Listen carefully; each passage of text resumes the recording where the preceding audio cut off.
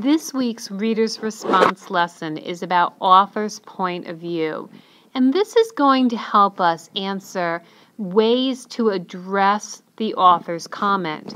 Now, author's comment was something we've been asked before on our short story assessment, and many students commented to me as their teacher, "I don't understand, Mrs. G. What is author's comment?" Well, author's comment is another way of figuring out the author's point of view. So that's what POV stands for. The way that we answer this is by asking ourselves a few questions.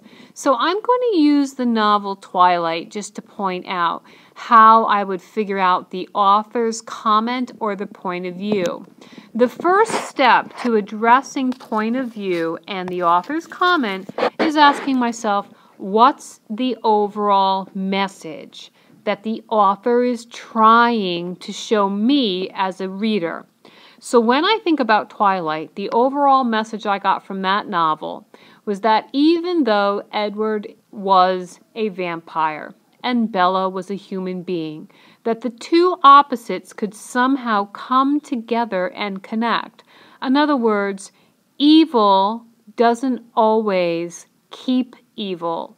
Or the cliche, two opposites can attract, if we think about bumper sticker themes from last week, or just because a person may not seem like a good person, it doesn't mean that they aren't a good person.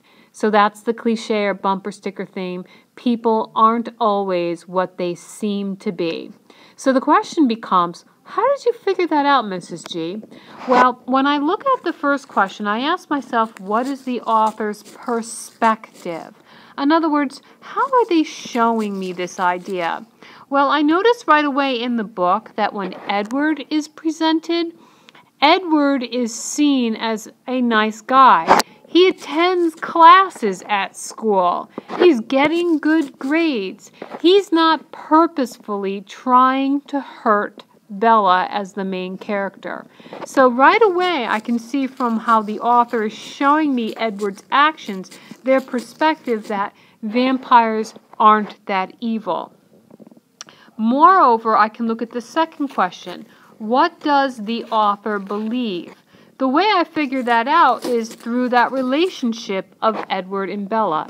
As the story continues, we see Edward really liking Bella, but wanting to keep her safe, wanting to stay away from her. So he tries to avoid the relationship, and yet we see Bella wanting to become closer to Edward, wanting to be friends with him, trying to figure out what is it that Edward really is, what makes him the person that he is in the story. So this is a way I can figure out that the author believes that Edward is a good person.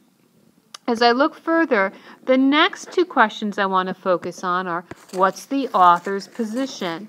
Well, as I continue through the story, we learn that Edward isn't a vampire that harms humans. He actually feeds on animals. So while I want to call him a vegetarian, he really is a vegetarian in the vampire world, but to humans we would still say he eats meat.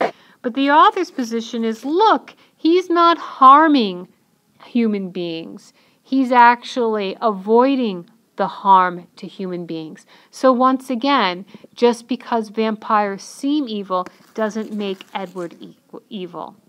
What viewpoint is expressed? As Bella continues on throughout the story, I can see that she views Edward as a good person. And this is expressed in how often she seeks him out. At one point in the story, she's concerned because he disappears for a few days. We discover later on it's because he went hunting to feed on animals, but Bella is lost without him. So we can see that they develop a close relationship and that their relationship is important. So again, the viewpoint that's expressed is that two opposites can attract. Lastly, I can look at the question of what side does the author take? Well, by the end of the book, even at the beginning, I can tell that the author is presenting vampires as kind human beings, not as evil human beings. So when I start looking at how I answered these 5 questions, I've basically shown the reader of my letter that I am addressing how the author comments on vampires. How does she comment? Well, she shares with us that vampires can be good. We can't judge a person by who they seem to be. And that Bella really wants this relationship. Therefore, he must be a good person inside. These words written in these little clouds at the bottom are all different ways that people ask us about author's comment. For instance, you've probably seen someone somewhere write on a test or a quiz, what's the author's stance? What's the author's beliefs? What is the author's outlook? What's the author's position? What's their opinion, their side, their angle, their perspective? These are all different ways of looking at the author's point of view, which is ultimately how the author comments.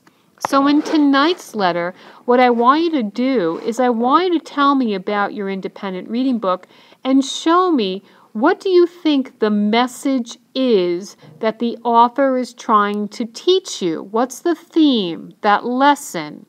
Then when you figure out that idea, start asking yourself, how does the author show this to me? That's point of view. And start addressing these questions based on what you've read, and you'll be able to demonstrate author's comment.